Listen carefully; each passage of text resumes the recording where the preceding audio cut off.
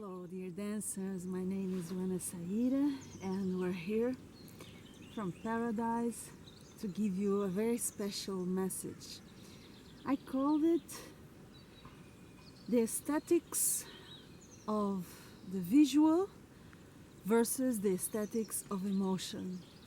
In other words, the beauty of the material, of what we can see, of the movement that we can see with these two eyes, and the beauty of emotion, of the feelings, of the human experience a dancer can create with her movement, with her presence, with her thoughts, with her emanation.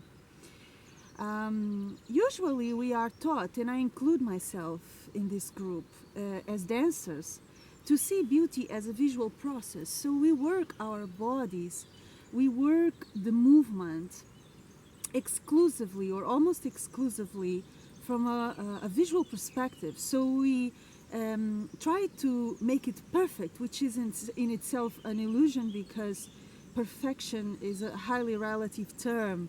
So it's like chasing a ghost. I like to use this expression because that's how I feel about perfection. You're chasing a ghost or you're chasing a shadow.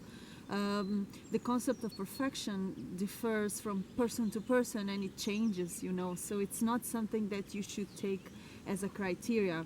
But as I was saying, we are educated, or undereducated to be more precise, to think about dance in visual terms, dance as a visual art.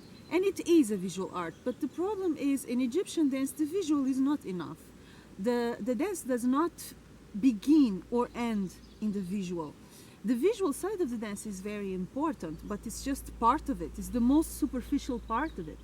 So let's imagine that we have a moment or a movement where the visual side is not cute or not pretty according to our common standards of what cute and pretty is, but the emotion this moment or this movement carries is beautiful. The emotion itself has its beauty, So Egyptian dance brings a message of beauty in a wider term. It teaches us to see beauty beyond the visual, beyond appearances. We can have an experience of beauty while we hug someone we love. Yes, because it's an emotional experience of such intensity and such positivity and love that it becomes a beauty experience.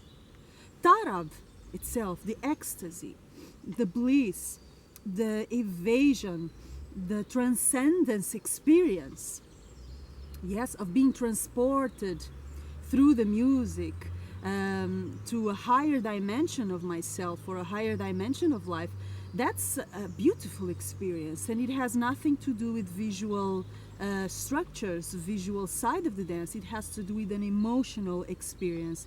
So what Egyptian dance proposes, aside from many other beautiful things, is to understand the concept of aesthetics, of Venus, in the sense of what we find beautiful in much, much wider terms.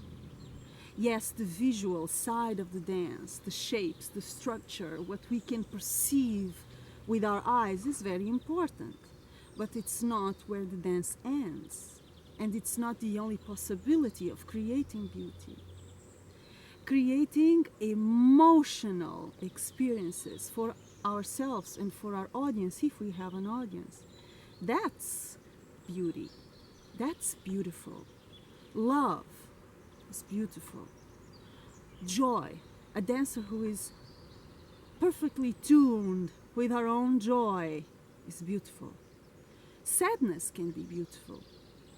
Truth, moments of truth in your dance are beautiful. Even if formally speaking, visually speaking, what you're doing is not so appealing, it doesn't have to be. Because the power and the emotion and the beauty, sometimes they are elsewhere. So the proposal is to open your eyes, but open your heart too, so that you can amplify your notion of beauty. It's not just what your eyes see, it's beyond that. Redefine beauty, and you will redefine the quality of your dance and probably of your life. Pay attention. Beauty is everywhere, starting inside.